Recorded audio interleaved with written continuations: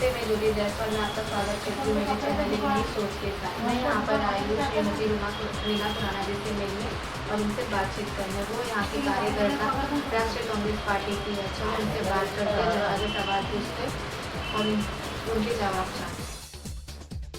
नाम क्या है? मेरा नाम रीना खुराना है।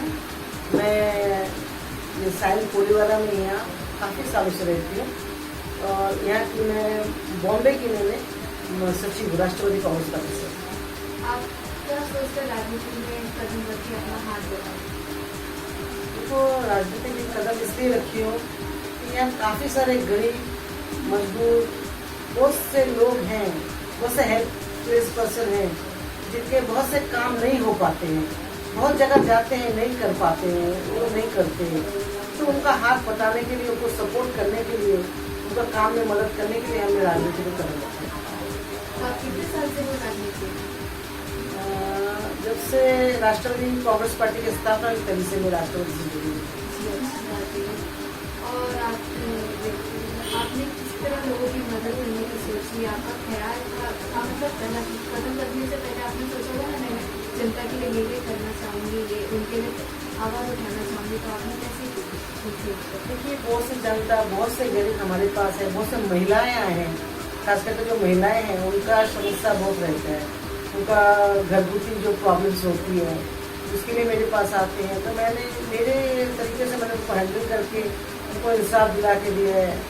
कई बार पुलिस की मदद से उनकी मदद की है, कई बार उनके घर में भी प्रॉब्लम्स है, फाइनेंस प्रॉब्लम्स है, राशन कार्ड, उसको मैंने राशन कार्ड लेकर प्रॉब्लम्स किए, ख़त्म किए हैं।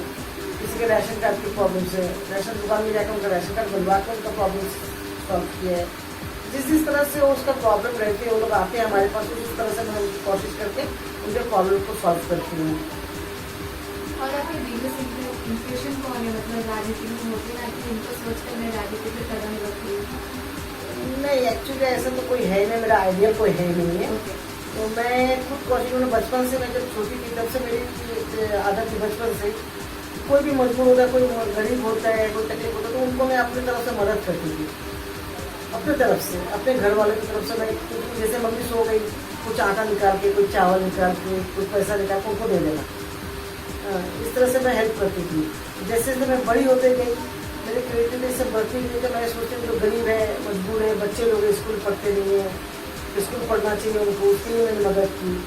जो विधवा लोग हैं उनको पेंशन दिलाने में, उनको ससुराल से जो प्रॉब्लम उनको क्रिएट करते हैं उनको मदद करने में, इस तरह की मैंने मदद की है।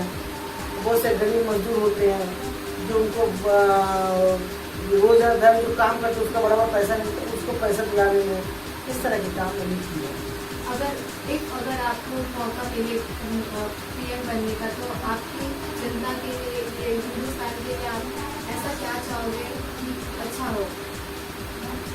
पीएम बनने का सपना तो मैं देखती नहीं हूँ और मैं कभी बनूंगी भी नहीं, मैं चाहती भी नहीं हूँ।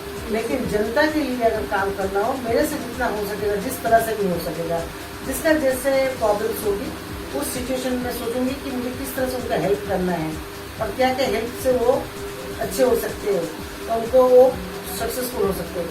तो उस तरह से मैं कोशिश करके उनको मैं प्रोवाइड करूँगी। आपके सबसे बड़े विपक्ष पार्टी कौन है, आपको बताना है? देखिए, अभी तो आज के तारीख में अगर पूछेंगे विपक्ष में कौन है तो शिवसेना, अपना बीजेपी है। हाँ जी। अभी तो शिवसेना, राष्ट्रवादी और कांग्रेस, राष्ट्रवादी कांग्रेस शिवसेना एकत्र गठबंधन है। तो हम लोग तीनों मिलकर काम कर रहे हैं, हम सब मिलके, तीनों पार्टी मिलके काम कर रहे हैं, एक दूसरे को सपोर्ट के साथ ही हम काम कर रहे हैं। अगर रहेगी अपोजिशन और बीजेपी, तो बीजेपी हमें जिस तरह से जवाब देती है तो हम भी उसके तरफ दूसरी तरह से जवाब करते हैं। जैसे अगर अभी कुछ दिनों से, मतलब कुछ सालों से कोरोना की प्रॉब्लम हो रही है, तो आपने लोगों की मदद किस तरह की है और कैसे? देखिए, बहुत से लोग कोरोना से घायल भी, डेथ भी हो गई है, कोरोना से बहुत ज़्यादा पीड़ित होने के कारण मैंने बहुत सारे प्रॉब्लम्स को सॉल्व किया है उनका। तो उनको मैंने कभी कभी राशन पानी दे के हम लोग ने काम किए हैं। फिर हम पिछले 3 महीना हमने जब कोरोना स्टार्ट हुई थी, हमने 3-4 महीने लगातार उनको राशन बांटे गरीबों में, ताकि उनके घर के चूल्हा जलते रहे। प्लस जो मेडिकल कैंप अभी मैंने बीच में ये भी एक बहुत बड़ी मेडिकल कैंप आयुर्वेदिक का मेडिकल कैंप लिया था, जिससे कोरोना से छुटकारा कैसे पा सके और किस किस दवाइयों का इस्तेमाल करके वो कोरोना से छुटकारा पा सके, इसके लिए मैंने जानकारी दी थी और उन लोगों का इलाज भी किया। जुर्म के हाथ से, उनके परिवार वालों से, ससुराल के हाथों से जो जुर्म करते हैं उनसे हमने निकाला। एरिया में बहुत सारे काम किए, किसी का घर टूटना, किसी घर में राशन पानी नहीं हो, राशन पहुँचाना, स्कूल में बच्चों का एडमिशन करवाना, बच्चों को शिक्षण के लिए अनुदान देना, ये सब मैंने किए हैं। अगर आपको और मौका मिले तो आप क्या क्या कर सकते हो जनता? देखिए, जनता के लिए कितना भी करो कम ही होता है, लेकिन जिस वक्त जो जनता मेरे पास आएगी, अगर उनका क्या नीड है वो सोच के अगर मेरे से पॉसिबल होगा तो मैं उनके लिए जरूर करूँगी।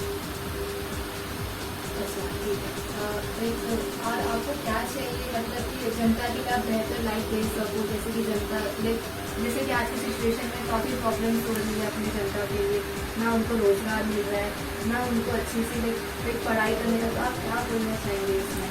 देखिए, पढ़ाई के लिए तो एजुकेशन मिनिस्टर है, उनका फैसले के ऊपर हम कर सकते हैं, वो तो हम कुछ नहीं कर आप सकते। आवाज़ तो उठा सकते हैं। हम लोग आवाज़ उठाते हैं कि जैसे कि स्कूल में जो एडमिशन होती है, जो डोनेशन लेते हैं परसेंट, उसके लिए फ्री किया जाए, उनका एडमिशन मिले। लेकिन कई स्कूलों में जाने के बाद भी उनको सीट नहीं मिलती है, एडमिशन नहीं हो पाते, तो उसके लिए हम लड़ रहे हैं। पहले भी लड़ते थे, आज भी लड़ रहे हैं। प्लस जो रोजी रोटी नहीं मिल रही है, तो ये तो मालूम है आपको, कोरोना के काल में सब बिजनेस ठप होते हैं, तो फिर भी हम कोशिश कर रहे हैं कि उन लोगों को रोजी रोजगार मिले, छोटे मोटे मिलते रहे। हमने अभी एक इसका मेरी लाइफ का एक मेडिकल कैंप काम में किया है, जिसमें लोग अगर काम करेंगे तो उसमें उनको बेनिफिट डेफिनेटली है, कुछ ना कुछ बेनिफिट है।